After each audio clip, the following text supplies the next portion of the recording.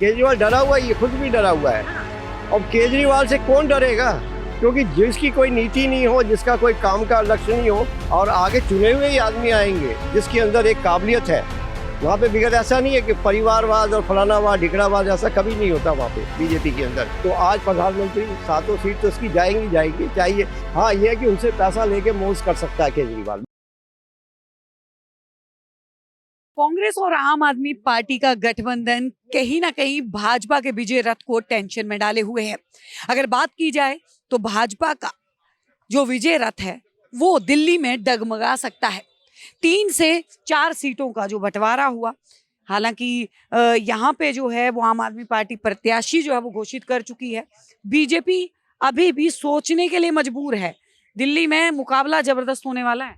देखिए मैडम, दिल्ली में 2014 में क्या हुआ था, 19 में क्या था, 7 सीटें चली गई थी। समझिए ना, आज प्रधानमंत्री का चुनना एक स्टेट की प्रॉब्लम एक अलग होती है, एक प्राइम मिनिस्टर का बनना एक अलग चीज होती है।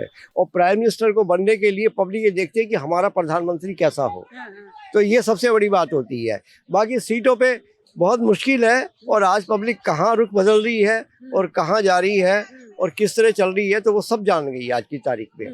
क्योंकि आज मीडिया और घर बैठे सब कुछ लोगों को पता रहता है कौन क्या कर रहा है। तो ये जो केजरीवाल का मामला है बहुत मुश्किल है, वैसे कि इन्होंने घोषित कर दिए हैं, क्योंकि घोषित से कुछ नहीं होगा। मगर हमारे जो बीजेपी के अंदर है, बहुत सोच समझ के उनको सीटों पे गद्दी दी जाती है, ताकि एक पब्लिक का कैसे जाके उनको मतलब उनके विचार, उनके भावना को वो सोच सके, उनकी बातों को। तो यही है। और रही केजरीवाल का, बहुत मुश्किल है। केजरीवाल डरा नहीं, केजरीवाल डरा हुआ है, ये खुद भी डरा हुआ है। अब केजरीवाल से कौन डरेगा, क्योंकि जिसकी कोई नीति नहीं हो, जिसका कोई काम का लक्ष्य नहीं हो, तो कहाँ से डर जाएगा। आरोप लगाया है केजरीवाल ने कि जब से एलजी आए हैं तब से काम जो है वो रुक गया दिल्ली के अंदर। का झूठ के पुरंदर यही। आज वो भी कहते हैं कि प्रधानमंत्री मोदी जी हमसे डर गए हैं, समझे ना, ताकि वो कहते हैं हमारी पार्टी में आ जाओ, नहीं तो हम तुम्हें ऐसा कर देंगे, जेल भेज देंगे, ईडी भेज देंगे। ये कोई मजाक बात है क्या? वो प्रधानमंत्री डरेंगे?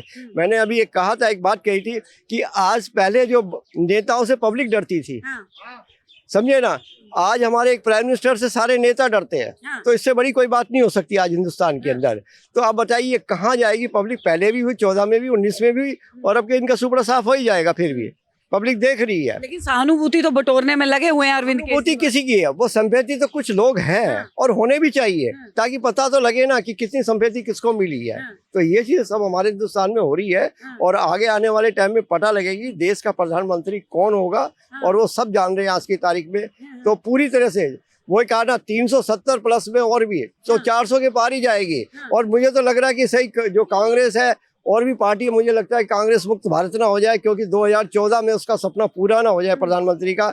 उन्होंने कहा था आटे के साथ ही कांग्रेस मुक्त भारत, तो शायद पूरा भारत कांग्रेस मुक्ति ना हो जाए। क्योंकि जिस तरह से चल रही है, कभी वही हमारे केजरीवाल है कि हम कि कांग्रेस का साथ नहीं देंगे, बच्चों की कसम खा रहे हैं हम लोग नहीं देंगे, फिर भी कांग्रेस की गोद में बैठ गया, अभी भी कांग्रेस की गोद में बैठ गया। तो ये सब कहाँ, और वही कांग्रेस को गाली देना, शीला दीक्षित को गाली देना, ये सब चीज इसके ऊपर रहा।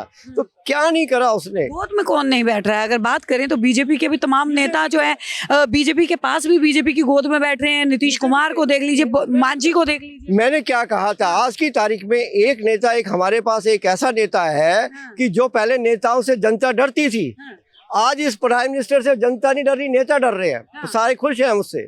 तो कौन किसके? यही है। तो वो तो आके छोड़ के आ रहे हैं। आप देख लीजिए क्या हाल हो रहा है दुनिया में, समझिए ना। हिमाचल का क्या हुआ, छत्तीसगढ़ में क्या हुआ, समझिए ना। तो ये सारा कुछ हुआ। राजस्थान का क्या हुआ,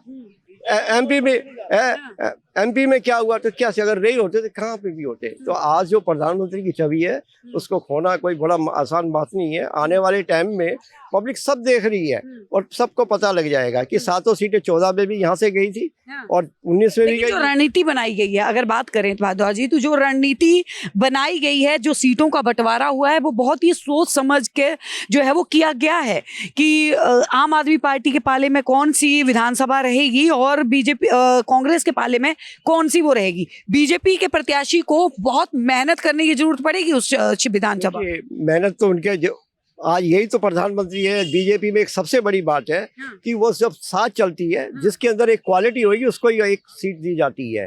बिकॉज ऐसे ही नहीं है कि पैसा लिया और क्वालिटी उस बंदे में नहीं है। तो ये आज हम बीजेपी के अंदर शुरू से यही है, तो ये रही है। और आगे चुने हुए ही आदमी आएंगे जिसके अंदर एक काबिलियत है। वहाँ पे बिगड़ ऐसा नहीं है कि परिवारवाद और फलानावाद ढिकड़ावाद, ऐसा कभी नहीं होता वहाँ पे बीजेपी के अंदर। एक उसके अंदर काबिलियत देखी जाती है कि वो जाके चुना हुआ आदमी एमपी कहाँ पे जाके क्या काम कर सकता है। अब देख लीजिए गाजी आजाद में कौन था, सिंह साहब थे, हमारे जनरल थे, 2 बार बनाए गए, तो क्यों नहीं हुआ। आज उनके अंदर एक बहुत बड़ी क्षमता है और काम करते हैं, धरातल में भी देखा है लोगों ने। तो ये चीज सारा चीज है, बाकी ऐसा बहुत कुछ मुश्किल है। ये केजरीवाल किसी को चुन, ये पैसे के लिए चुनता है, काम के लिए नहीं चुनता आदमी। तो ये चीज सबसे बड़ी बात है। मैं तो यही कहूंगा, आने वाले टाइम में पब्लिक सब कुछ देख रही है और समय क्यों दिख रही है, जनता देख रही है, सब जानती है। तो आज प्रधानमंत्री 7 सीट तो इसकी जाएंगी चाहिए। हाँ, ये है कि उनसे पैसा लेके मौज कर सकता है केजरीवाल, बाकी और कुछ नहीं। तो बहुत बहुत धन्यवाद। तो देखिए दिलचस्प होगा चुनाव, तब तक के लिए बने रहिए हमारे साथ। आप देख रहे हैं सौगंध टीवी, सौगंध वतन की।